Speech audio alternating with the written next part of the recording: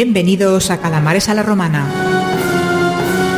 donde la historia antigua cobra vida en cada programa. Hoy vamos a hablar del Imperio Persa Sasánida, ¿vale? Intentaremos que sean solo los orígenes, los primeros tiempos, y hablar un poquito sobre el primero de sus reyes de reyes, de su Shahan Shah, ¿vale? Que es Ardashir I, ¿vale? El fundador de la dinastía sasánida, porque los persas sasánidas pues son eso, una dinastía que se hizo con el trono, expulsaría a los arsácidas, que eran los partos, que habían gobernado desde el siglo III a.C. hasta el primer cuarto de este siglo siglo III después de Cristo. Entonces, imaginaos, casi 600 años de gobierno por parte de los partos, y luego se alzaría una dinastía sasánida, ¿vale? Que se haría con el poder de este imperio, ¿no? El imperio en esencia es el mismo, lo único que cambia es un poco el modelo directivo, ¿no? Sí, hombre, bueno, ya hablaremos si quieres más adelante, pero yo creo que los sasánidas ya son un casi imperio, ¿eh? Los otros son más reinos, vasallajes y sin que dejen de ser los sasánidas esto, ¿eh? Pero ellos son más organizados, los sasánidas ya son más serios, por eso le costó tanto a Roma.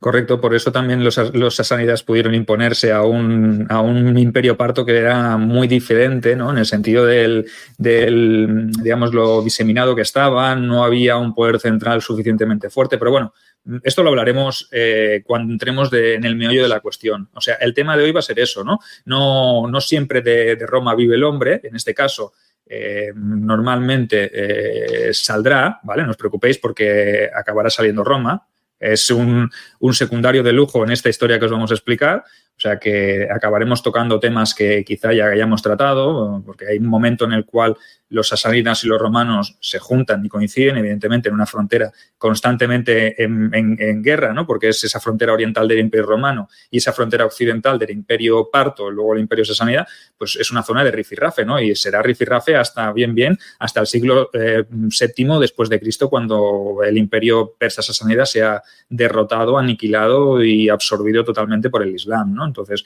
siempre será una frontera. ¿Recordáis cuando hablábamos sobre tiempos de Justiniano y el Imperio Romano de Oriente? Una de las fronteras más caldeadas y más permeables en este sentido, porque un día una ciudad era de los persas, otro día era de los romanos, ¿no? Entonces, es un foco constante de conflicto esta frontera, ¿no? Es curioso que ahora ya sabes que siempre vuelve a Roma, ¿no? Pero Roma estaba ahí siempre, ¿eh? Aparecieron los Darío, ya estaba Roma. Cuando los partos, los seleucitas también, que era, bueno, un poquitín anterior a los partos, también estaba Roma. Los partos, Roma, y los sasánidas, Roma también. O sea, Roma cayó. Es el elemento común. Es el elemento común a todo, sí. Sí, es un Próximo Oriente un poco cambiante, ¿no? Este imperio persa, que primero es un imperio aqueménida, luego están los seleucidas y todos los diádocos, todos los descendientes de Alejandro, luego aparecen los partos, luego los sasánidas, luego los árabes. ¿Y quiénes están allí? Siempre los romanos. Son como siempre el enemigo, ¿no? Que se mantiene con sus altibajos, pero el elemento no cambiante de toda esta historia, ¿no? Porque todo es un contexto global, si lo miramos desde la perspectiva, desde la fundación del Imperio Persa Aquemenida en tiempos de Ciro el Grande, de Ciro II el Grande, hasta la caída del Imperio Persa Sasánida en el siglo VII después de Cristo, lo único que no ha cambiado en el contexto es la parte del enemigo, que es Roma, ¿no? O sea, sí, el enemigo occidental. Es curioso, correcto, ¿eh? Es curioso. Correcto. Es cierto que, tal como va evolucionando esos imperios, Sergio, Roma no es la misma de la República que la del Imperio Romano de Oriente, ¿no? Pero bueno, ahí estamos, ¿no? Entonces, vamos a situarnos un poco, si quieres, Sergio, porque nos gusta divagar mucho, ¿no? Sí. Mira, íbamos a decir que no íbamos a hablar mucho y que a lo mejor hay que hacer una segunda parte del origen del Imperio Persa Sasánida, ¿eh? Sí. Sí. Yo, un poquitín para introducir el tema, ¿no? Yo me imagino que el imperio sasánida empieza precisamente con la debilidad del imperio anterior, ¿no? Que es el imperio parto. Correcto. No, ese es un momento un poco... Aunque a mí me tachen de sasánida, ¿eh? Porque, a ver, sí que es verdad que mi último hobby está relacionado con el Imperio Persa Sasánida, pero podría estar relacionado también con el Imperio Romano. A ver, no hay que engañarse. En la frontera, los arqueros persas o el tipo de arquería que se utilizaba podía ser tanto persa como romano. Los romanos también tenían arqueros auxiliares sirios que disparaban al estilo persa. Entonces, yo puedo decir, o puedes tacharme de sasánida o de parto, de lo que quieras, pero puedo ser parto romano sasánida. O sea, podría ser cualquiera de los tres, ¿no? ¿O qué? Sí, a ver, Sergio, yo he oído esos rumores en el Castra, las cosas como son.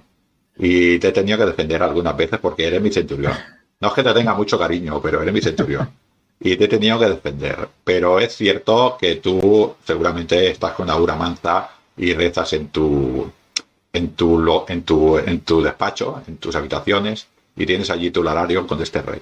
Pero yo te he visto llorando delante del águila. O sea, tú eres fiel a Roma, aunque lleves ese arco parto, para decirlo de esta manera, y la gente pueda sospechar. Pero yo te he visto en la intimidad y te he visto ver con ese orgullo el águila que porto yo precisamente como que Ulises. Y no, tú eres de corazón romano. Lo que pasa es que tienes estas cosas raras que hacen sospechar. Bueno, oye, pues gracias por este documento gráfico, esta prueba empírica que quizá desmienta un poco esas teorías, esos falsos rumores de que yo estaba trabajando para el Imperio Persa o para el Imperio Parto. O sea, nada más lejos de la realidad. Yo soy devoto al águila y a Júpiter también. También te digo, Sergio, que no todo el mundo es tan magnánimo como yo, que igual acaban mal. Ya, no, correcto. Pero bueno, va bien tener al Aquifer como defensor, ¿no? Entonces eso, pues mira, quieras que no, luego te pagaré los denarios por que testifiques en el juicio que tienen pendiente hacerme, pero bueno, todo va bien. Pero bueno, volviendo al origen del imperio persa sasánida, pues debemos decir, como tú bien has dicho, que se sustenta o emerge en un momento en el que el imperio anterior, el imperio parto, pues estaba en crisis, ¿no? Y ya haremos un programa sobre el imperio parto, ¿vale? Porque también me parece un tema muy interesante la subida al poder de los arsácidas, me parece un tema bastante interesante. Pero bueno, vamos a daros 4 pinceladas sobre cómo surge ese imperio parto, porque también surge en base a los vestigios y las ruinas o a las cenizas de imperios anteriores, ¿no? Ya lo ha dicho Ángel muy bien, ¿no? Porque venimos de un tiempo en el cual hay un imperio aqueménida. Ese imperio aqueménida, gobernado por Darío III, es conquistado por el gran Alejandro, ¿vale? El gran Alejandro pasa allí como una pisonadora, conquista todo, conquista reinos, se va hasta el Pakistán, hasta el Hindu Kush, cruza el Hindu Kush y se va hasta lo que es la parte norte de la India. O sea, ahí genera un imperio vastísimo y evidentemente pues se produce algo catastrófico, que es que cuando muere el gran conquistador, pues evidentemente todo el mundo quiere, como hienas y como buitres, quedarse con los vestigios de su imperio. Pero el problema como la mafia, ¿no? Cada uno quiere su tajada.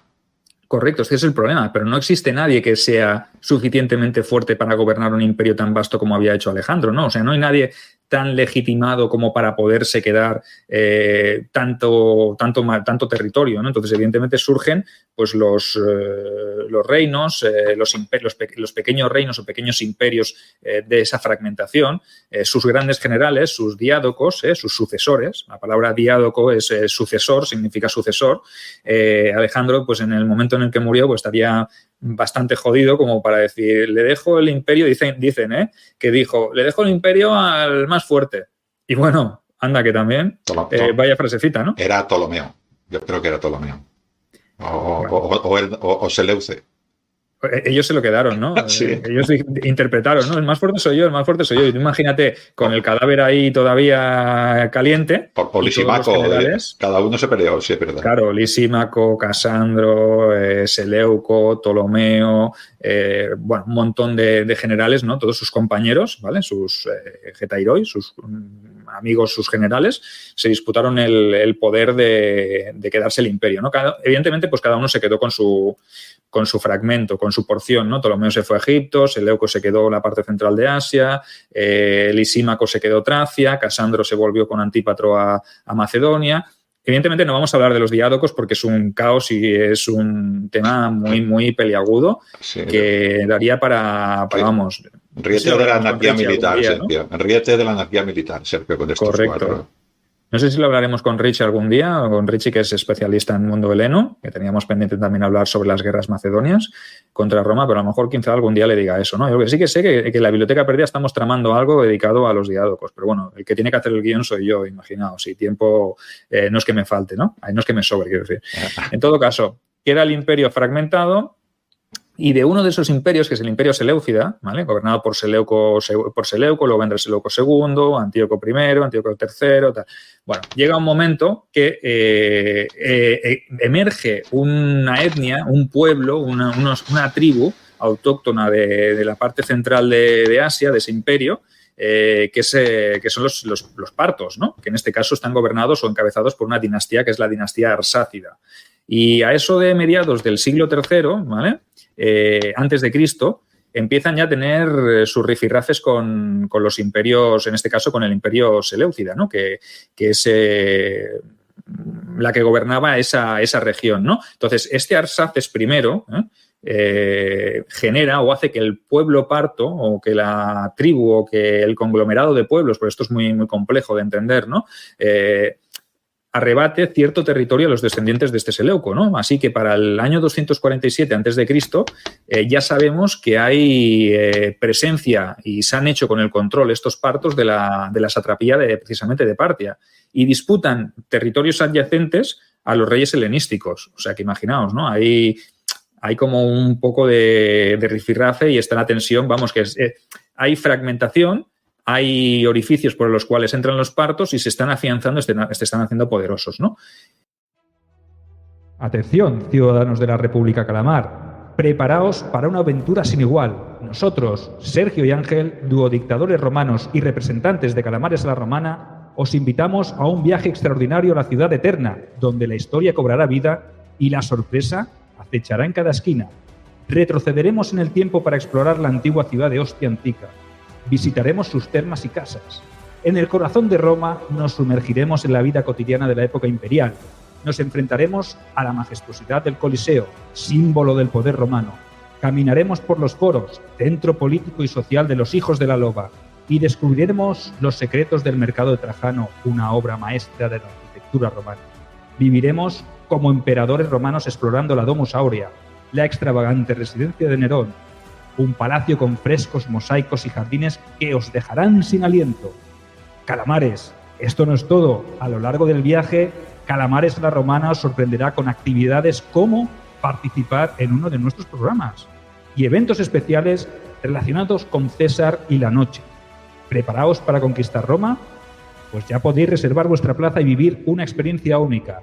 La información y reservas en grupeandotour@gmail.com. Ya sabéis, Roma es la luz. No te pierdas esta oportunidad única de viajar con nosotros. Se sabe que, por ejemplo, el rey Seleuco II y posteriormente Antíoco III intentaron recuperar ciertos territorios que habían obtenido estos partos, ¿no? Y en tiempos del rey Mitrídates I fue cuando los partos inician la campaña de conquista más importante, ¿no? Se hacen con una gran parte del imperio Seleucida, llegan incluso a la capital del imperio, que es Seleucia del Tigris, y saben que al otro lado, o sea, imaginaos, está el Tigris, en la orilla oriental están los partos, en la orilla occidental está Seleucia del Tigris, que es la capital del imperio Seleucida. Pero llegan a un acuerdo, una especie de pacto de no agresión, y lo que hacen los partos es, en la orilla oriental, levantan su propia capital, y su capital pues no es otra que la gran Tesifonte. Tesifonte, ¿vale? Te ha salido, estaba un poquitín sufriendo. Ya es que no pronuncio la C, ya voy directamente a Tesifonte, porque es que es más sencillo hacerlo así, ¿no? Has dicho Mitríades, que quizás igual hay que recordar que es Mitríades de Persia, no es Mitríades no es el del Ponto, que si no, que son los famosos, ¿no? Este es un rey importante de los partos, ¿no? Y quizás también recordar, Sergio, que un poquitín para puntualizar, ¿no? Es que los Seleucidas eran helénicos. Y estos son partos, son iranios, este nuevo imperio parto. Parece una tontería, pero es importante también a la hora de que la gente entienda un poquitín. Son grupos étnicos diferentes. Evidentemente, los macedonios, en este caso el imperio Seleucida, es un reino helenístico, ¿no? Es de raíz macedonia. Evidentemente, habría población irania y de otras etnias, pero sí que es verdad que los partos son un pueblo iranio, ¿no? Entonces, sí que es verdad que estuvieron en su día sometidos a los propios macedonios, a los griegos, ¿vale? Pero luego sí que es verdad que poco a poco, pues a medida que el imperio Seleucida se hace más débil, ellos se hacen más poderosos, llegando incluso a crear y a fundar una capital enfrente de la capital del otro imperio. Es que con respeto, con respeto mutuo de momento, sí, ¿no? Sí. Ni que sea al principio diciendo, que os estamos viendo desde aquí, desde la otra orilla del Tigris, que estamos aquí y que sepáis que somos gente poderosa. O sea, imaginaos también, tú imagínate, Ángel, allí los helenos o los macedonios allí mirando desde el otro lado y dices, hostia, están fundando ahí una capital. Y el emperador o el rey, en este caso, diciendo, bueno, no os preocupes, si está el río Tigris de por medio, ellos allí, ellos para allá y nosotros para acá. Pues no. Garantías muy pocas, ¿no? Sí, hombre, es verdad que los partos, igual que pasó con los demás, bueno, tardan un tiempo en hacerse con el poder, pero yo no sé si es que no se lo vieron venir o qué, pero poquito a poquito se fueron haciendo con el poder. Bueno, ya lo sabes, cayeron ellos y se quedaron allí los partos, ¿no? También es verdad que recibían ayuda. Siempre que hay un imperio débil, siempre les ayudan para que caiga ese imperio que es el enemigo de otro, ¿no? Y siempre lo mismo. ¿Tú crees igualmente que ahí ya había tejemanejes de la República Romana? Pienso. No sé. Es posible, porque ya estamos hablando que en el siglo I desaparecieron prácticamente. En el siglo II antes de Cristo empezaron a desaparecer, ¿no? Y Roma ya estaba con Macedonia aliada, ¿no? La guerra macedónica. Y en el siglo después se fue hacia Siria, hacia Oriente, no me extrañaría. Ya hablaremos del tema porque me parece un tema bastante interesante y no vamos a profundizar demasiado en el Imperio Parto, simplemente era una introducción, ¿vale? Pero que sepáis que seguramente en ese siglo I, Roma, la influencia de Roma ya en Oriente era bastante extensa y es probable que la desaparición o la caída de los imperios, en este caso los antiguos imperios helenísticos, tuvieran algo que ver con bueno, tenemos a Mitrídates también, ¿no? Que Mitrídates también tenía un reino helenístico de herencia de esos diadocos también y acabó sucumbiendo también.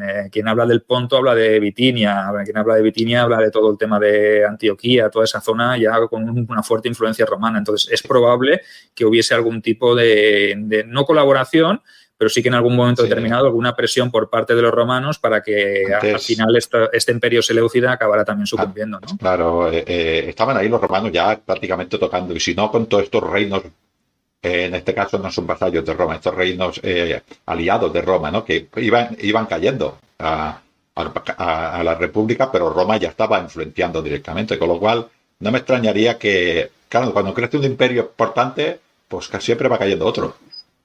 Claro, ten en cuenta que cuando se produce la última de las guerras macedonias, ¿vale? Contra Filipo V y Antíoco, también vienen también se envían tropas desde el Imperio Seleucida para ayudar contra los romanos. Entonces, es muy probable que en el momento en el que se derrota a las legiones o a las falanges de Macedonia que están aliadas con las seleucidas, de allí surja también un deseo por parte de Roma de decir, oye, pues ¿verdad que habéis participado aquí, que os habéis levantado en armas contra la República? Ahora que hemos ganado, también lo vais a pasar mal. Y evidentemente, ¿quién saldría favorecido de allí? Pues los partos, ¿no? Que eran los que tenían ahí la frontera limítrofe con el Imperio Seleucida. Además, a mitad ya del siglo... Estamos hablando del siglo II, siglo I, ¿no? A mitad del siglo I, un tal Craso ya los tenía ahí.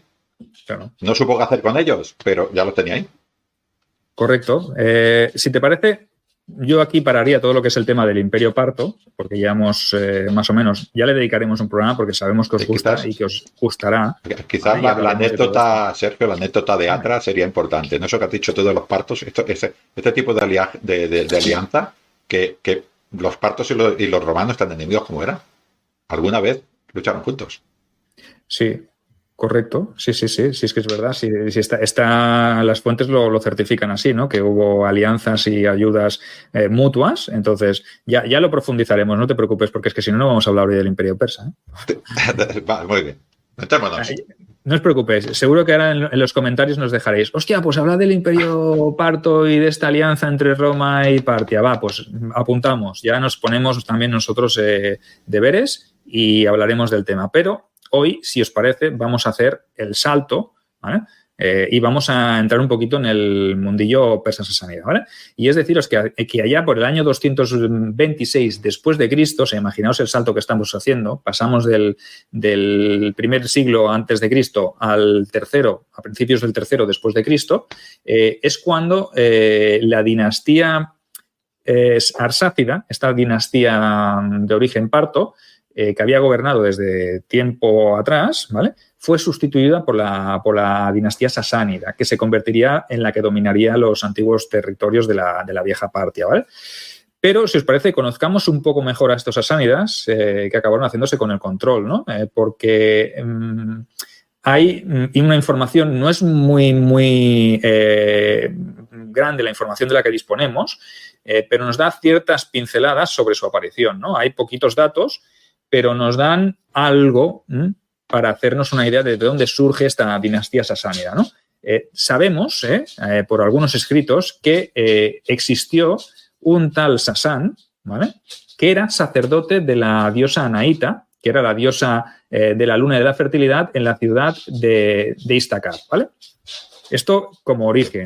Esto lo hablo muy bien, pues si nos quedamos muy cortos, os remitimos a un episodio muy bueno que tiene Carlos de Miguel en su podcast que habla precisamente sobre esto, sobre la fundación del Imperio Persa Sasánida, ¿vale?, que lo explica con un poco más de extensión y me parece que es bastante interesante, ¿no? Más o menos, como es tan poca información, Ángel, tampoco nos da para mucho más, o sea, no hay...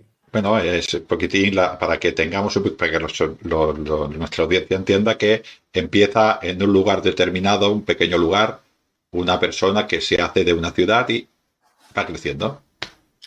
Correcto. En este punto, en esta ciudad de la antigua Pérside, pues se encontraba la ciudad de Istakar, que pertenecía a la región de Fars, ¿vale?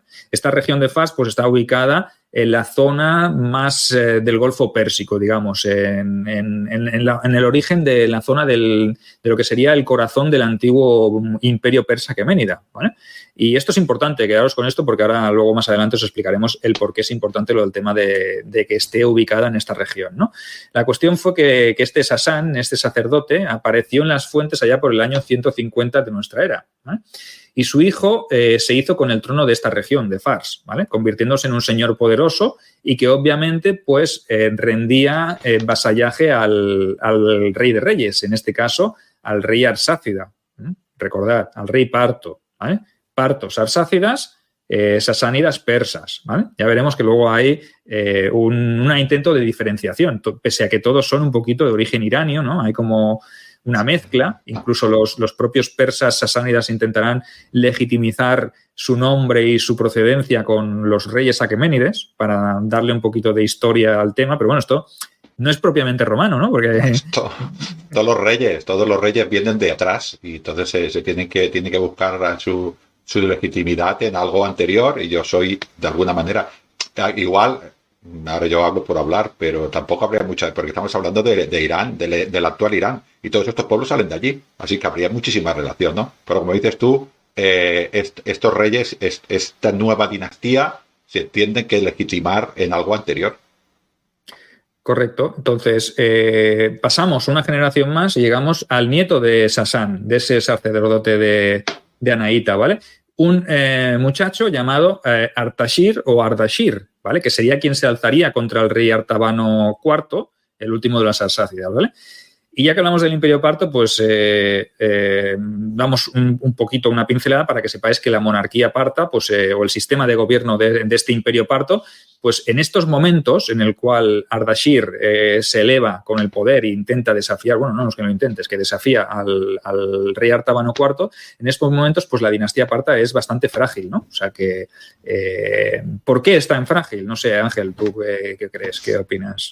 Hombre, yo opino porque se basaba en esto es como todo. Si los nobles de alrededor veían, las familias nobles de alrededor veían un rey débil y la fuerza, ellos eran los que tenían los soldados y ellos eran los que tenían su gobierno de cada satrapía, de cada uno de los reinos, y al fin y al cabo el rey era uno de ellos, pero con muchísimo más poder, muchísimo más prestigio, pues lo fue perdiendo, ¿no? Aparte de todos los enemigos exteriores, ¿no?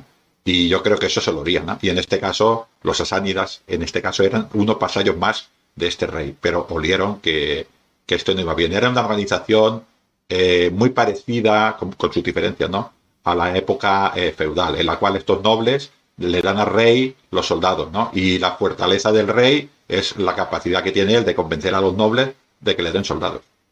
Como un protovasallaje, sería como unas mesnadas, ¿no? O sea, los nobles de las grandes familias, de las mejores y más importantes, pues eran los que proporcionaban los ejércitos o los hombres que formaban luego el ejército del rey, ¿no? Pero en teoría el rey Arsácida, en este caso Arsaces IV, no tenía, y Artabanes IV no tenía tampoco un poder o una fuerza por sí mismo que fuera capaz de sobreponerse o de imponerse a los nobles, porque si todos los nobles se unían y formaban sus grandes ejércitos y se ponían de acuerdo, si le disputaban el trono, pues ríete tú de las intrigas de la anarquía militar, ¿no? Por eso digo, además, que como dices tú, las fuentes son muy difíciles no nos explican muchas cosas, pero sí que dejan mucho a ver que las usurpaciones o que algún noble de estos se opusieran contra el rey era bastante habitual, con lo cual las guerras civiles o el tener que enviar recursos a zona en el límite del imperio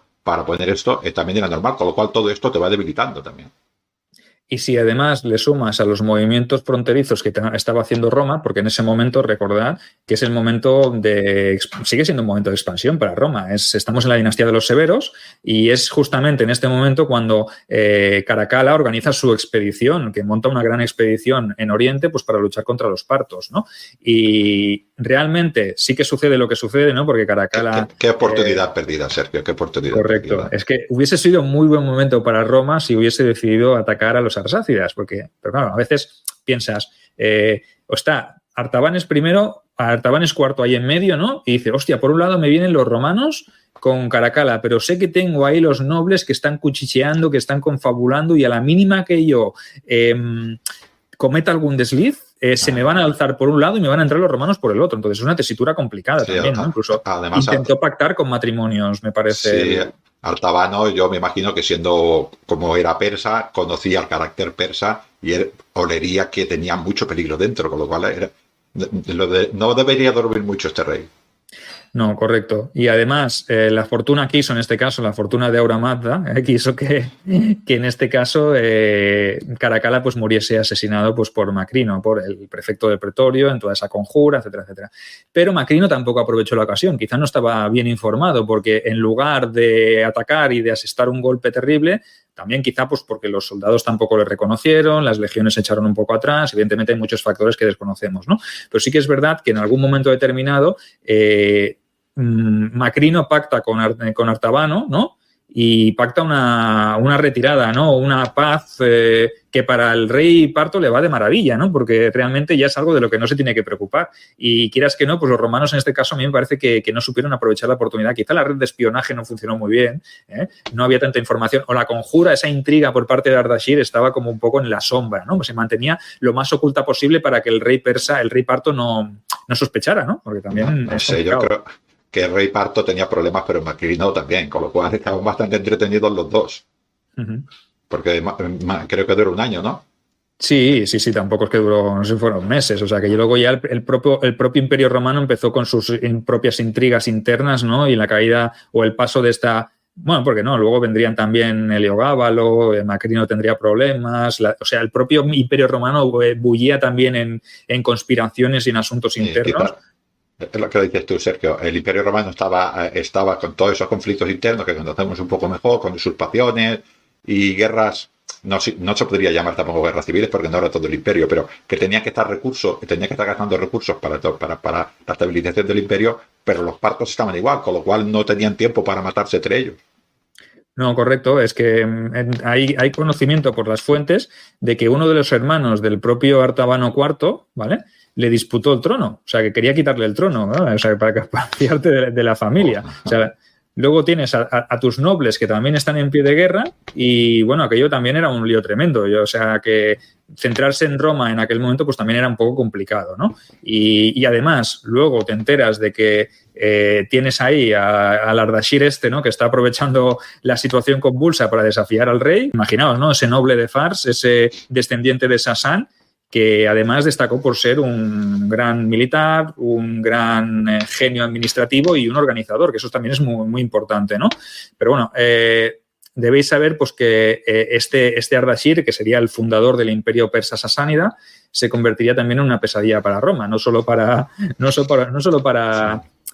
Artabano. Una vez quitado de en medio a Artabano, afianzado su poder, que le costaría lo suyo también, porque no es una cosa que se hace de la noche a la mañana, pero sí que es verdad que tanto Ardashir como su hijo Sapor, ¿vale? Serían, podríamos llamarles el azote de Roma, ¿no? En el sentido de que fueron crueles, fueron duros rivales y asestaron golpes letales a las regiones también, en un momento también de crisis para Roma, evidentemente. Supieron aprovechar y jugar muy bien sus cartas. Por eso digo que es un genio, ¿no? Este Ardashir. Sí, Ardashir, sí. Además es, como dices tú, que fue creciendo. Yo me imagino que los nobles de alrededor esto lo tenían que vuelvo a repetir, los persas esto lo tenían que oler, ¿no? Es un tío que supo estabilizar el imperio, ¿no? Y luego, como dices, una vez que se empezó a hacer grande, azote para Roma, el Ardashir fue duro para Roma, pero bueno, todavía los romanos podíamos respirar un poquitín. Lo del hijo, duele, lo del hijo duele. Descubre historias épicas con las novelas de Sergio Alejo Gómez y Ángel Portillo Lucas. Guerras, aventuras y mucho más. Solo disponibles en Amazon.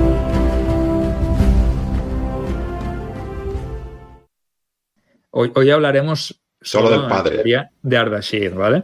Intentaremos, porque lo de Sapor yo creo que nos dará para un programa para dos, porque el paso de Sapor, que ya lo hemos nombrado alguna vez hablando con Carlos de Miguel en los directos que hemos hecho sobre el ocaso de Roma, aparece bastante Sapor y aparece también en contacto con Roma, ¿no? Porque realmente es un momento bastante complicado. Pero bueno, volvemos a Ardashir, ¿vale? Para no desviarnos mucho del tema. Hemos hecho 4 pinceladas, ya sabéis todos los que nos seguís cómo estaba Roma en este momento. Nos vamos a descubrir la sopa de ajo ahora, ¿vale? Sí que los que no lo sabéis, os invitamos pues que vayáis a los programas que hicimos sobre el ocaso de Roma, que lo narran perfectamente, ¿vale? O sea que ahí, ¿verdad, Ángel? Ahí tienen una biblioteca. La familia de Artabano en Persia, y allí tenemos las Julias en Roma, con lo cual vamos a liarla, ¿no? Las emperadoras sirias, ¿no? Así que si lo de Roma es un lío, que vayan estos de cosas de Roma, que es muy interesante. Pero volvamos a Persia, que los tenemos ahora ahí liados en guerra. Sí, la cuestión fue que este Ardashir I, pues evidentemente se alzó en armas, retó la autoridad, desafió la autoridad de Artabano y los ejércitos, sí, porque se produjo una batalla, se cruzaron en la batalla de Hormizdagan, que es una batalla de la cual no hay muchas fuentes, no hay muchos registros. Lo que sí que sabemos es que fue decisiva, en la cual Ardashir venció al ejército de Artabano y sus nobles, ¿vale? Ardashir evidentemente no estaría solo, seguramente también contaría con el apoyo de algunas familias, ¿vale? Y aquello fue pues como una guerra civil en toda regla. Aquello fue pues nos llenamos la boca de guerras civiles entre romanos, pero ojo con esta, ¿eh? Sí. Este tipo de guerras aquí entre persas, también entre partos, también debió ser durísima. Aparte, no han llegado hasta el día de hoy fuentes que nos hablen de los registros de cantidad de efectivos ni de número de bajas. Lo que sí que es verdad es que deducimos, por el tipo de ejércitos que tenían los partos y en este caso los sasánidas, que serían grandes contingentes de caballería y de caballería arquera. O sea que imaginaos, ¿no? Además yo quiero imaginar, luego repitiendo de fuentes, pero yo quiero imaginar que el rey vería la amenaza y llevaría muchas tropas, y el otro que vería, o los nobles que apoyaban al rey de reyes, ¿no? Del imperio sasánida, también Ardashir, también le darían mucho poder, porque estarían oliendo el cambio de régimen, ¿no? Así que debería ser una batalla épica. Ahora, eso sí, como has dicho tú, de caballería, arqueros y catafractos, ¿no? Una batalla muy difícil de imaginar para nosotros que somos infantes de legionarios romanos, que somos infantes, ¿no? Pero debería ser una batalla enorme. Y se rumorea, se dice, las fuentes dicen, esto yo no sé si lo dijo Ardashir luego en sus crónicas, que es lo más probable, el vencedor siempre escribe la historia y deja al vencido por los suelos. Lo dicen que incluso antes de la batalla, varios de los nobles que estaban en el ejército de Artabano decidieron cambiarse al bando de Ardashir. Quizá lo vieron más claro, ¿no? Quizá el sistema parto, Ángel, el sistema arsácida, ya estaba tocado de muerte, ¿no? Entonces se requería un cambio, es un proceso natural, ¿no? Sí, yo estoy convencido, porque la estructura de gobierno que hicieron los sasánidas, Ardashir en este caso, es diferente a la parta, ¿no? A ver, no es un cambio 100% radical, ¿no? Pero es diferente. Esto ya tiene unas estructuras de Estado y una manera de Estado, protoestado, ¿no? Y los partos no eran así, eran prácticamente reinos unidos por un noble más fuerte. Correcto. Entonces, sí que es verdad que en las mismas crónicas de Ardashir nos dice que él mismo venció al rey arsácida, Artabano, en un combate cuerpo a cuerpo. no sé, pero yo aquí, claro, esto ya es la propaganda particular, ¿no? Yo teniendo en cuenta el modo iranio de hacer la guerra, con su énfasis en la protección de los líderes, pues esa formación o esa afirmación a mí me parece que es poco probable, ¿no? No sé si pudo llegar a ser o así. No quiero hablar mal de Ardashir, pero me suena mucho a la publicidad que hacían los faraones, ¿sabes?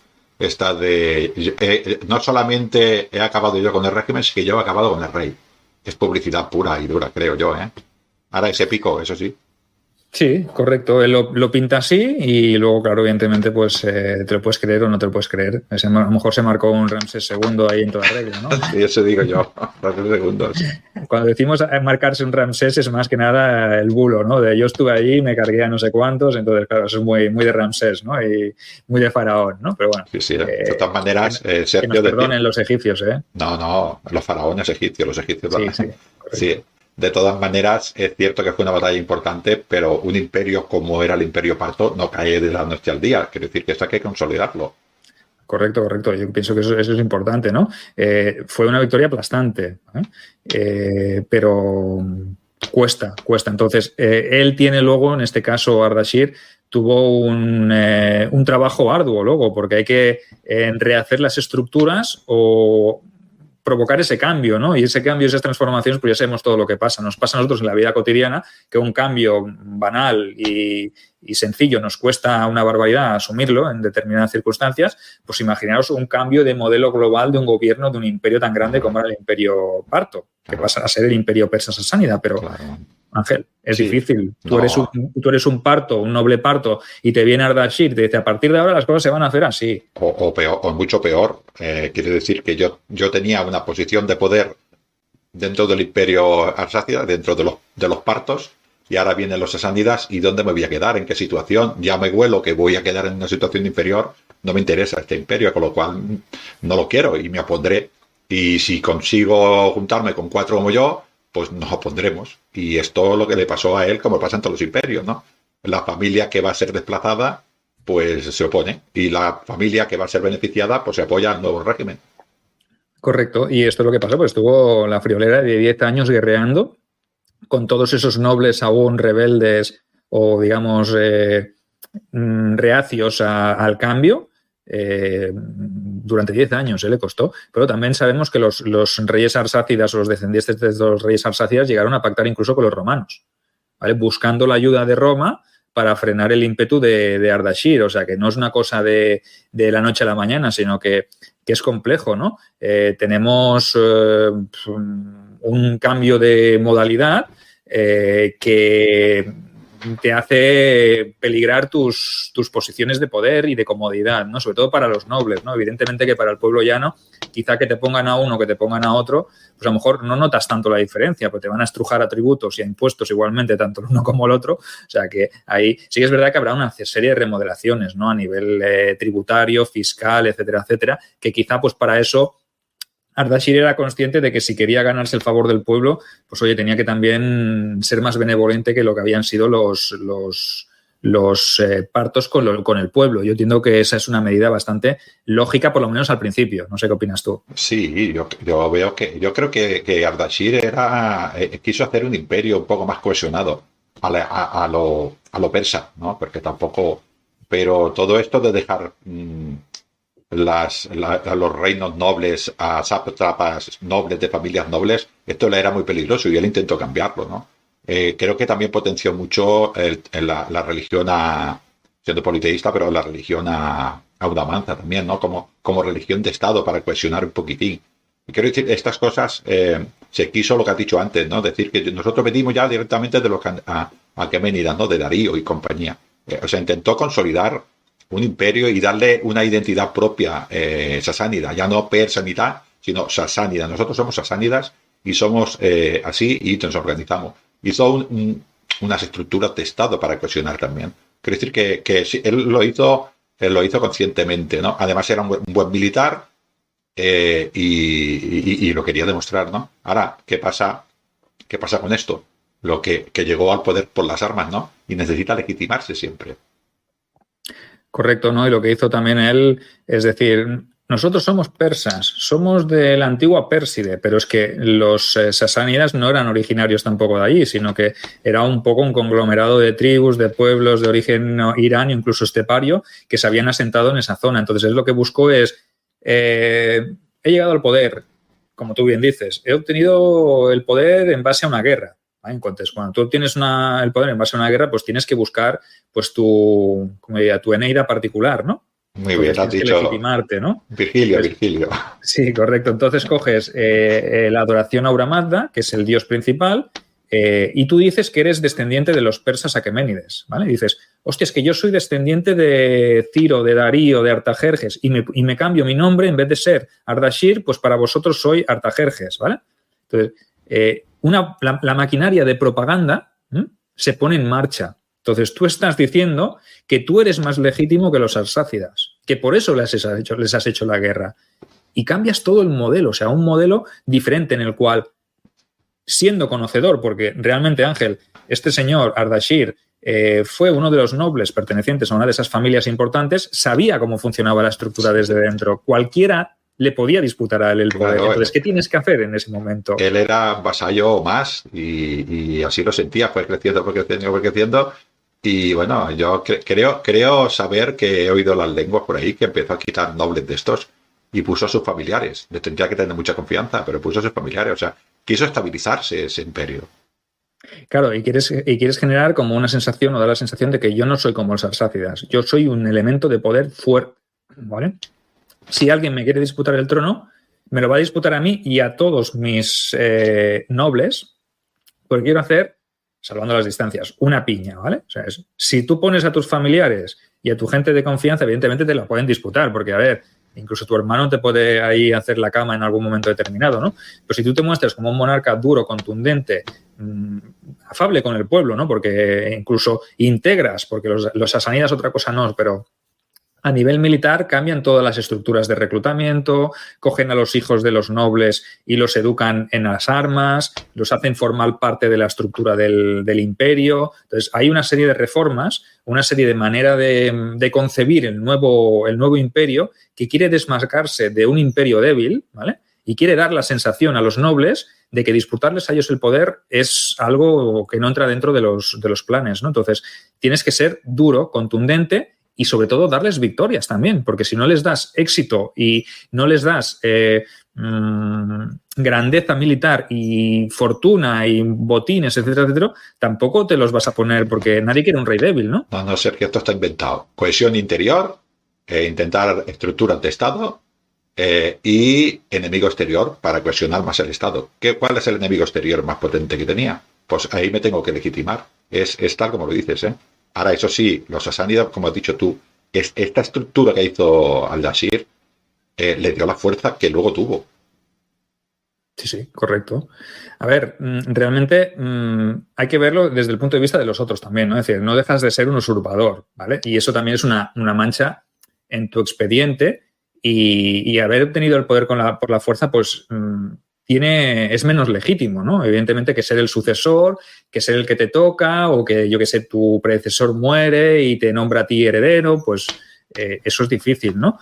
Pero, a ver, aguantar o conseguir que de esto surja un imperio que durará hasta mediados del siglo VII, o sea, que no era débil, o sea, que yo creo que en pocos momentos de la historia del imperio persa sasánida, de los cuales ya hablaremos más adelante, habrá un gobierno débil o habrá un rey de reyes, un Shahanshah que le dispute el poder, un general o un... Sí que lo hay, porque lo habrá, evidentemente. Es difícil encontrarte un sitio en tantos años de historia, un momento en el que no suceda, pero incluso y así, el usurpador seguirá un poco la línea de Ardashir, ¿no? Es decir, si quiero mantenerme, sé que tengo que ser así y que luego tengo que dar una imagen de ser un elemento de poder. Entonces, lo importante es controlar la administración.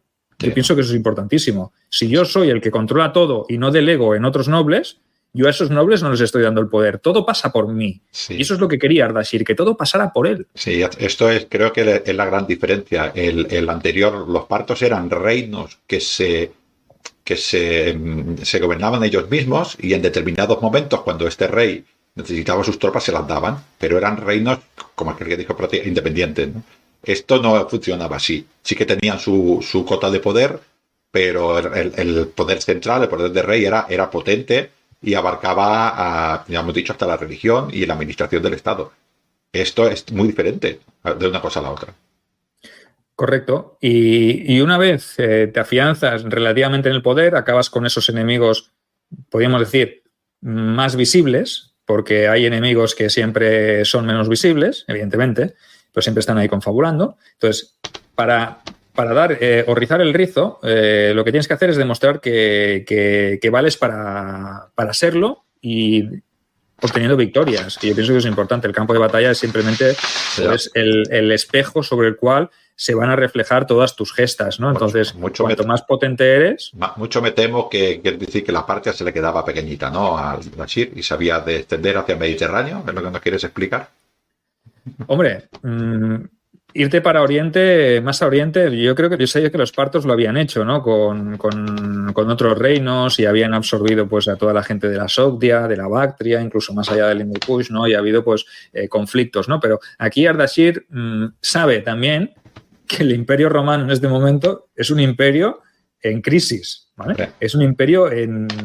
Imagínate, Sergio, para poner un poquitín... Caramelito. Sí, imagínate que yo soy Ardashir, rey de reyes... Tienes más pinta tú de Ardashir que yo, con esas barbas y esa melena. Pudiera ser, sí. Soy rey de reyes, he salido de Fars, de una región del actual Irán, me he ido haciendo grande, me he hecho con el imperio y miro a Oriente y me encuentro a un niño en el gobierno del Imperio Romano. Es que es un caramelito. Correcto. No, es que es lo más... Es lo que haría yo, lo que haría cualquiera de vosotros, ¿no? Aparte, tú estás fuerte, estás afianzado y ¿por qué no vas a ir hacia Occidente, no? O sea que es el movimiento natural de las cosas, ¿no? También es verdad, os he comentado antes que los descendientes de los arsácidas se habían quedado en la región de Armenia y estrecharon lazos con Roma. Evidentemente sabían que aún tenían alguna opción o alguna oportunidad y dijeron, oye, pues mira, quién sabe, a lo mejor esto de Ardashir, pues ayudándonos Roma, pues podemos derrocarlo y podemos volver a recuperar el poder legítimo que es nuestro, ¿no? De los descendientes arsácidas, ¿no? Este hombre se ha venido aquí por las armas, Bueno, pues sabemos que en la antigua ciudad de Hatra, en Armenia, que jamás había sido controlada por los romanos, pues admitió una guarnición de legionarios, ¿vale? O sea que era un punto candente y los propios habitantes, en consenso con los gobernadores y con los arsácidas, dijeron, pues ponemos aquí una guarnición romana para defender este punto ante un eventual ataque de los persas, ¿no? Y ese ataque pues llegó en el 229, ¿no? Después de Cristo, hubo un ataque potente que esa guarnición pues pudo repelerla, ¿no? Que mira, que eso no es que sea fácil, ¿no? Pero realmente sirvió de algo, ¿no? Poner esa guarnición allí. Entonces, la situación cambiaba por estado de necesidad. ¿Quién iba a decir que unos pocos años atrás que romanos y partos iban a aliarse? Y ese es el momento, ¿no? Este es el momento que es crucial, ¿no? Que choca un poco, ¿no? ¿No te llama a ti un poco la atención? A mí se lo preguntan a Craso y se lo dicen a Craso o Marco Antonio, que también se llevó una excepción allí, no tanta como Craso. No, es difícil de entender, pero el enemigo de mi enemigo, ¿sabes? Es mi amigo, ¿no? Y allí aguantaron lo que pusieron. Es cierto que Ardashir, a Atras la ciudad se le resistió, pero hizo lo que quiso para los alrededores, ¿eh? O sea, se llevó un botín enorme este hombre. Claro, Ángel, tú imagínate cómo tenía que ser Ardashir para que los romanos y los partos se juntaran. Sí, claro. Una amenaza grande, ¿no? Es muy grande, muy grande. Ellos que cuesta. Es como, ¿sabes? Estos anuncios de la Pepsi-Cola, Coca-Cola, que es imposible que se peguen. Pues es exactamente lo mismo. Es la historia, tiene estas cosas tan magníficas, ¿no? Partos y romanos en una muralla de una ciudad defendiéndose contra Sasádida. Es enorme, es enorme. Correcto. Y en ese año 230, o sea, el año siguiente, se dedicó a saquear toda la provincia de Mesopotamia, a ir para arriba, para abajo, pim pam, aprovechando pues también que el que estaba al mando del imperio pues era Alejandro el Severo y que era un muchacho, que era débil, que tampoco es que tuviera un perfil de emperador soldado, no tenía tampoco demasiada, podemos decir, carisma, ¿no? Ninguno. Era un crío. Además, creo que en vez de mandar primero las tropas, lo que le mandó fue a ver si te puedo comprar la paz. Y el Ardashir dijo, si yo no es que no quiero dinero, no me hace falta dinero, yo lo que quiero es gloria. Y se valentonó más todavía. Claro, eso le hizo a Ardashir decir, pues si ya era débil, imagínate ahora que me ofrece dinero, ¿no? Aparte, me parece que las legiones que estaban acantonadas en aquella zona tampoco es que fueran demasiado potentes, ¿no? Había lo justo y lo imprescindible y eran un poco baguetes, ¿no? Y entonces, encontrarse con un ejército bien curtido como era el ejército sasánida en ese momento, más fácil imposible, ¿no? Sí, al final de la dinastía de los severos y los principios de la anarquía militar, el romano tendría más miedo a los propios romanos que al enemigo, porque fue terrible. Imagínate, ¿no? Sí, lo que sí que sabemos es que Alejandro Severo pues tuvo que reaccionar, ¿no? O sea, que él sabía que también ahí, quizá no Alejandro Severo, pero sí asesorado por sus consejeros, ¿no? Que le dirían, oye, como no nos pongamos las pilas, el Ardashir nos cruzan la frontera. Por Maximino, se lo diría Maximino. Sí, correcto, Maximino, que estaba allí diciendo, a ver cuándo comete el fallo este chaval y le apego yo aquí el golpe definitivo, ¿no? Pero bueno, sí que es verdad. La cuestión es que reunió el emperador una fuerza expedicionaria de todos los confines del imperio y se dirigió hacia el este, ¿no? Para intentar frenar esta expansión de los sasánidas. No todo iba bien en sus filas y ya que la moral también estaba baja, porque hay que tener conciencia de que todo había salido mal y que los persas pues estaban comiéndose el terreno, ¿no? Y antes de que llegara incluso el ejército a la parte del Limes oriental, sabemos que hubieron motines. O sea, que imagínate, ¿no? Ya la cosa no... Los soldados no querían ir a Persia. Mira cómo estaba la cosa. Sí, tú imagínate. Y eso, si los soldados no quieren combatir y los persas van campando, pues hostia, esto es un éxito total, ¿no? Para los sasánidas. Sergio, te pongo en situación. Yo soy un soldado de la décima Gémina, de la décima Gémina, que estoy en Panonia. Y me dicen, vamos a luchar a Persia. Y me encuentro un emperador, no sé qué edad tendría que en la época, 14, 15, 16 años. Es que se me cae el alma, es que es una cosa... ¿Cómo voy a luchar contra...? Que igual ya sabrían algo. Ardashir se ha cargado a los partos que nosotros no hemos podido. Es que estáis con miedo. Correcto, y está acampando por allí, ¿no? Entonces, sí que es verdad que el ejército avanzó. Cuando llegó, o bien se enfrentaron a los persas en alguna racia o algo, o ellos mismos se fueron, dijeron los persas. Bueno, ¿ahora para qué nos vamos a enfrentar a este ejército si ya hemos saqueado? Nos hemos llenado aquí las sacas, nos vamos con oro, nos vamos con esclavos, nos vamos con lo que haga falta. Pues bueno, nos marchamos. Y lo que hizo el ejército romano fue penetrar en territorio persa, pues formando 3 columnas. Una de ellas fue aplastadísima, podemos destruida totalmente por el ejército persa poco antes de que Alejandro Severo ordenara el repliegue a una zona segura. Evidentemente, esto demostraba pues, que Alejandro no era un militar de carrera y que el planteamiento tampoco había sido bueno ni había sido bien asesorado, ¿no? Sí que es verdad que de estas operaciones, pues el resultado es que todo quedó en punto muerto. No favoreció a ninguna de las partes. Alejandro tuvo que dejar la frontera oriental y se fue a Roma a celebrar un triunfo que obviamente es probable que no sucediera ni que tuviera nada que celebrar, pero que iba a ir a Ardashir a decirle, oye, perdona, que no me has ganado, que esto no ha quedado en victoria. Pues él se marcó su propaganda, ¿no? Cada uno aquí tiraba de... Es tan terrible lo del final de los severos y principios de la anarquía. O sea, no ha hecho nada y el tío va y dice, pues yo, lo mismo que le pasaba a Ardashir, que se tenía que legitimar con una victoria, pues Severo sin victoria ninguna dijo, yo me legitimo con una victoria y vamos a celebrar el triunfo. Es terrible, pero sí, eso fue lo que sucedió. Correcto. Y Ardashir, por su cuenta, pues lo que hizo fue licenciar a sus tropas, dejar que cada noble recuperara sus contingentes, pero es que los nobles de Ardashir se fueron con el sabor, con el buen sabor de boca, ¿no? De haber vencido. Es la diferencia, ¿no, Ángel? Claro, todo el botín. Este no sé si hizo un triunfo en Cetifonte o no, pero este se llevó dinero, seguro. Se llevó dinero y se llevó el apoyo de sus nobles, ¿no? Es decir, hostia, si estamos con Ardashir, tú imagínate, quizá hacía mucho tiempo que Artabano no había ni luchado contra los romanos aprovechando la situación de debilidad. O sea, necesitaban victorias, necesitaban vencer a su gran enemigo y Ardashir les estaba llevando la victoria. Entonces yo te hago una pregunta. Esto estamos hablando a principios de los 230 días, creo que es esto. Un poco después, dice Ardashir, estaba ya, y seguramente ya se había gastado el dinero y dije, oye, pues vamos a hacer otra campaña. Y los nobles dirían, ¡vamos!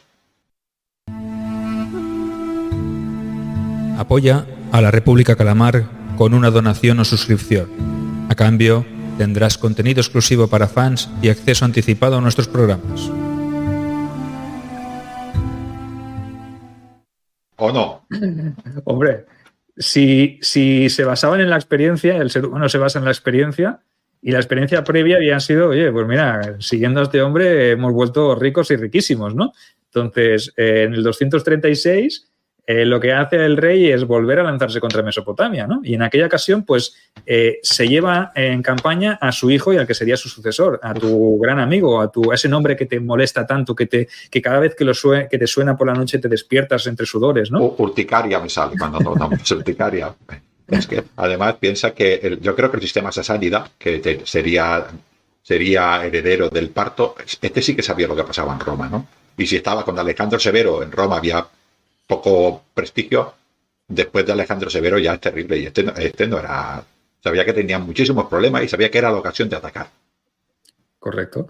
Y aquí Sapor, o Shapur, como es en persa, Sapor I, acompañando a su padre, pues el ejército, sabemos que el ejército persa tomó las ciudades de Carras, de Nisbis y de Edesa, o sea, 3 ciudades muy importantes para Roma, ¿no? Y Alejandro Severo, pues ya no era el emperador, sino que había sido asesinado y en su lugar, pues ya estaba el legado del Rin, aquel Maximino, el gigante tracio, ¿no? Del que ya os hemos hablado también en el ocaso de Roma, ¿no? Este estaba ocupado, pues con lo que tenía en el oeste, pues tenía sus historias, tenía que afianzarse, tenía sus problemas, sus usurpadores en África, en Italia. Entonces, evidentemente, pues para él el último objetivo en este caso eran los sasánidas y era en Frente Oriental. Bueno, y es lo que le decimos, es que los sasánidas sabían que era el momento ideal para hacer todo esto. Es que llámales tontos, pero para mí, ¿entiendes ahora que admire un poco más a los sasánidas? No, sí, yo entiendo que admirar. Sí, no, sí, yo sí que entiendo. Son un imperio interesante, ¿no? Y además que sabía lo que hacía y cuando atacaba, porque sí que es verdad que cuando empezaron esa campaña teníamos a Maximiano aquí dando vueltas, pero cuando acabó ya había otros emperadores. No sé si había 4 o 5 más en Roma, los gordianos, los senadores aquellos que pusieron. Se atacaron en el momento adecuado, hicieron mucho daño en Oriente, pero mucho daño. Correcto. Y con esa situación de inestabilidad, pues sabemos que para el año 240 el que gobernaba en Roma era Gordiano III, que era un niño también. Recordad, habían estado Balbieno Pupino, habían estado, que eran los senadores, había estado Gordiano I, Gordiano II, que le habían disputado a Maximino el Tracio, o sea que imaginaos, ¿no? Había un popurrí que eso hace que en el 240 pues los persas digan: hostia, pero esto que los romanos que están haciendo aquí, o sea, esto es una invitación de pasen y vean, ¿no? Pasen, vean, saquen y vuélvanse a su territorio sin problema, ¿no? Porque les dejaron el paso franco y de nuevo se lanzaron. Esto sería como Black Friday para un sasánida. Que hay oferta. Sí, pues sabemos que en el 240 tomaron la ciudad de Hatra, el antiguo baluarte de los arsácidas. Recordad aquel punto en el cual se habían unido romanos y arsácidas y partos en unos años antes solo, en el 230, 231, imaginaos. En ese momento, en el 240, Hatra cae bajo el poder de los persas sasánidas, ¿vale? Pero algo había cambiado también en el imperio persa, ¿vale?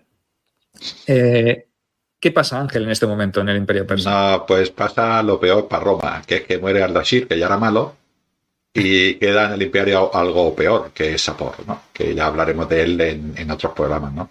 Este cambio vuelve a pasar otra vez, Sergio, es más o menos lo que le pasó al padre, ¿no? El padre empezó de cero, es verdad que Sapor no empieza de cero, ¿no? Pero Ardashir empieza como vasallo en un reino pequeño, en una ciudad importante, pero que no tenía nada que ver con la grandeza del imperio persa. En aquel caso era el imperio parto. Empieza a crecer, a hacerse grande, se tiene que ir legitimando, tiene que hacer estructuras de Estado, se tiene que hacer grande. Vence, acaba con el imperio parto, hace su campaña, la primera campaña contra Roma, Ardashir, luego hace su segunda campaña contra Roma y viene el primer heredero, ¿no? Que es Sapor. Claro, el primer heredero no solo tiene que justificar a su padre, tiene que legitimar a su padre, tiene que legitimar su dinastía y se tiene que legitimar él, ¿no?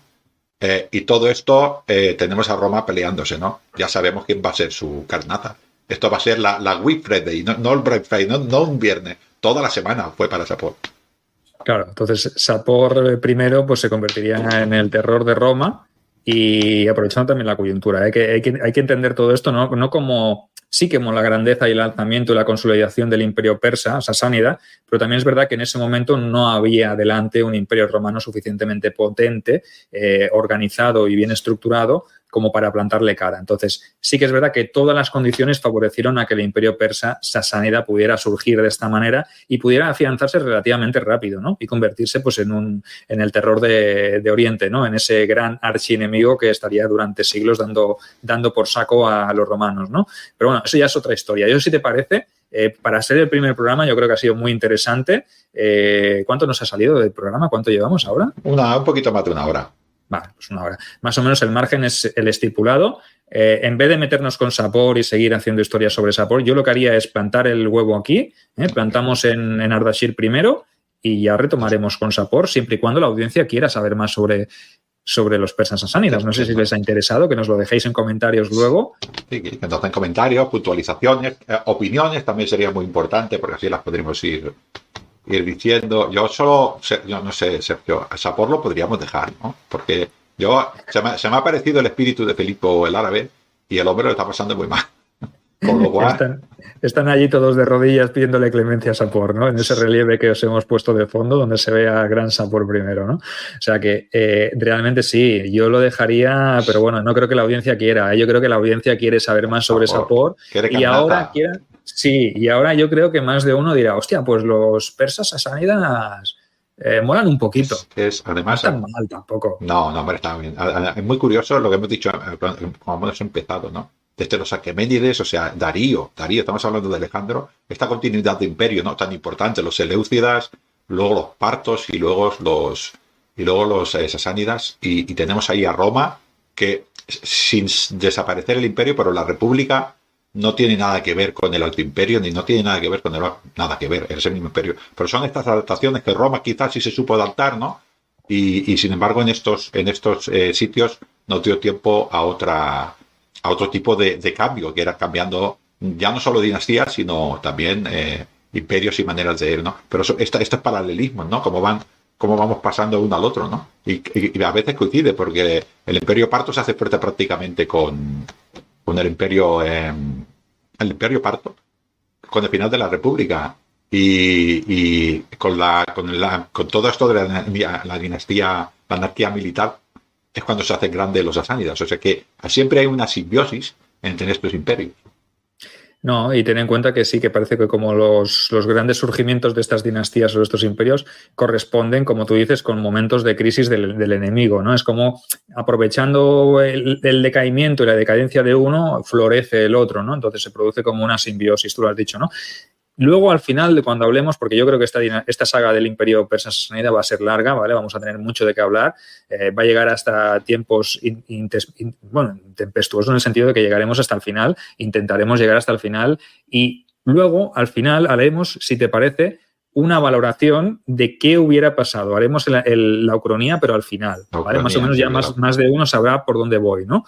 Pero qué hubiese pasado, sí, ya lo haremos al final cuando podamos hacer un análisis global de la situación, ¿vale? Pues son muchos siglos, contad que es desde mi primera mitad del siglo III hasta mitades del siglo VII después de Cristo tenemos a los sasánidas ahí, ¿vale? Con sus altibajos, con sus más y sus menos, pero sí que es verdad que hay un choque constante con un enemigo común que es Roma, ¿no? Y habrá otros enemigos, evidentemente, pero ya haremos la ucronía al final. No, es que no quiero avanzarme, porque me acaba de venir ahora a la cabeza y podría hacerla ahora, pero no creo que los necesitan saber más. Es importante entender este concepto, ¿no? Que también es cierto que nosotros decimos que el imperio sasánida crece cuando Roma está, digamos, peor, pero quizás Roma está también mal porque crece el imperio sasánida. Quiero decir que es en ambos sentidos. Esto es importante, o sea, una cosa no quita la otra. ¿Qué es más importante? ¿Qué es primero el huevo o la gallina, no? ¿Qué es primero la decadencia de uno o el surgimiento del otro? ¿Influye una cosa en la otra? Esto no lo podremos dictaminar ni lo podremos saber con certeza, ¿no? Evidentemente es un campo de estudio muy amplio y, por desgracia, las fuentes que tenemos sobre el imperio persa son muy pocas comparadas con las que hay respecto al imperio romano, ¿no? Entonces, ahí tenemos cierta desventaja. Entonces, lo que tenemos a día de hoy, sobre todo para hacer el análisis del imperio persa sasánida, es muy residual comparando con todo lo que ha llegado hasta nosotros del Imperio Romano, ¿no?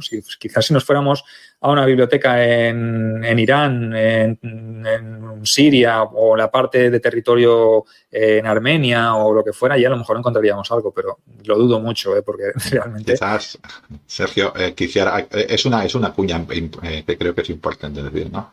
El imperio, todos estos son imperios, también son civilizaciones, no solo de civilización la romana y la griega, ¿no? Hay que entenderlo así. Y tienen tanta importancia como tienen, quizás no ha influenciado tanto en Roma, ¿no? Pero tiene tanto valor como lo tuvieron la griega o lo tuvieron la romana, ¿no? Y esto yo lo digo así, aunque luego yo siempre soy muy de broma y soy muy pro romano y digo estas cosas, ¿no? Sí que, y antes te he hecho la broma, ¿no? Sí que son lugares que nos han dado muchísimo origen. Estoy segurísimo que muchas cosas de las que pasaron a los sasánidas influenciaron luego para que el Imperio Romano pasara al Bajo Imperio. Estoy convencidísimo. Con lo cual son civilizaciones muy potentes y muy importantes. Quizás a la cultura oriental no nos ha llegado tanto, pero históricamente son muy importantes. No, evidentemente nosotros tenemos la visión occidental, ¿no? Europeacentrista, ¿no? Que le llamamos, de que todo lo vemos como si fuera Europa o la parte de Occidente la única parte del mundo que ha tenido historia y civilización, ¿no? Entonces este es un craso error, ¿no? Cometer un craso error, sí. Porque realmente la historia es global. Mira tú los chinos, Japón, el imperio persa, los imperios iranios, ¿no? Entonces, a partir de ahí hay muchísima información, los grandes reinos en la India. O sea, nosotros creemos que todo es Roma y somos romanocentristas, ¿no? Que el orbe es Roma y el imperio romano, pero evidentemente hay mucha más historia y sí, trataremos en la medida posible pues de haceros llegar esa información en base a lo que hay, ¿no? Porque tampoco es que tengamos acceso a todas esas fuentes. Por eso, no sabemos hablar persia ni iranio. No, es difícil, ¿no? Por eso yo, o nosotros, Sergio, siempre decimos romanización y no, o sea, romanizar y no civilizar, ¿no? Porque ya estaban, a los persas no había que civilizarlos ni a los egipcios, ni a los griegos, ni a los dacios. Ya eran civilizaciones, ¿no? Entonces nosotros decimos romanizar. Los romanos no llamaban bárbaros a los persas ni a los partos, en ningún momento los trataban como bárbaros. Los bárbaros eran aquellos que estaban más allá del limes, pero que estaban por civilizar, ¿no? Por romanizar. En este caso, sabían los romanos que la única manera de acabar con el parto o con el persa era derrotando y eliminándolo. Sí. Porque era otra civilización, era otro imperio a la par de ellos. O sea, que realmente no es lo mismo lo mismo que hicieron con los griegos, ¿no? O absorberlos. Pues los griegos también eran una civilización y eran una cultura, no eran bárbaros, ¿vale? Los griegos sí consideraban bárbaros a los romanos, bueno, pero sí. Los griegos es que eran muy griegos. Muy suyos, muy griegos. No, pero quería hacer ese apunte porque yo a veces soy muy de la broma, Sergio, y a veces las personas pensarán eso. No, yo admiro todas las civilizaciones, las valoro a todas, pero siempre hago de romano y como romano intento expresar las cosas que diría un romano, ¿no? Pero yo romanizo, no civilizo. Perfecto. Hecha esta matización, esta puntualización, pienso que es importante. Yo creo que damos por finalizada la sesión de hoy. Esperamos que os haya gustado el primer programa en el nuevo formato. Para nosotros es más cómodo, para vosotros también. Esperamos vuestros comentarios, tanto en iVoox como en YouTube, como en Facebook. Cuando lo colguemos, cuando nos veáis, esperamos que os haya gustado y amenazamos con volver con este tema y con muchos más, porque tenemos una lista de programas ya en cartera que los iremos emitiendo. Recordad, yo creo que aquí ya nos podemos mojar un poquito, ¿no? Tu programa, Ángel, el Lignum en Roma, se cuelga los viernes. Sí. ¿Qué te parece si estos directos visuales en Facebook y en YouTube los colgamos los domingos a partir de las 5:30, 6? Me parece perfecto. Sí, vale. Sí, así abarcamos más días y como son públicos diferentes y plataformas diferentes, pues perfecto. Así uno puede tener el domingo ver una cosa y el viernes lo baja y lo escucha. Perfecto. Pues dicho esto, seguiremos trayéndoos contenido de este estilo. Volveremos a Roma, no os preocupéis, seguiremos hablando de Roma y... ¿Algo más que decir? ¿Algo que añadir? Yo pienso que el primer programa ha sido interesante. ¿Te has sentido cómodo tú en este aspecto, en esta parte más, digamos, más... Sí. A ver, yo conozco... A ver, yo no soy tan... Tú eres más experto en la historia antigua. Yo soy más de Roma, ¿no? Ardashir era un enemigo temible. Yo, como hemos parado en Sapor, pues me encuentro bien. Cuando vayamos a Chapor ya te lo diré. A Chapor ya te lo diré. Ya te sentará peor, pero bueno, sobrevivirás. Los legionarios romanos sobreviven a cosas y adversidades mucho peores. He sobrevivido a los panonios, imagínate. Bueno, Ángel, pues un verdadero placer y nos vemos en la siguiente. Cuidaros todos y que vaya muy bien. Adiós.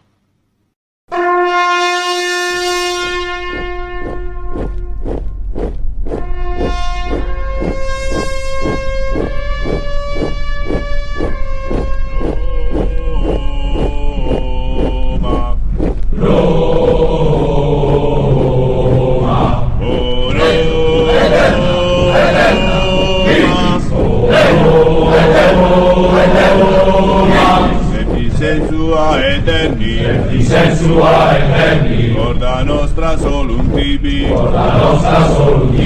lepti sensua eterni, ida nostra solum tibi,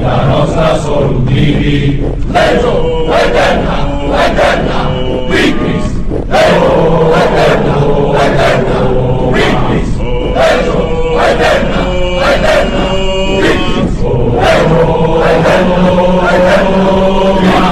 Permette sos alibia, volat aquila legionu, supra terra Britanorum, volat aquila legionu, Leo eterna, victis, Leo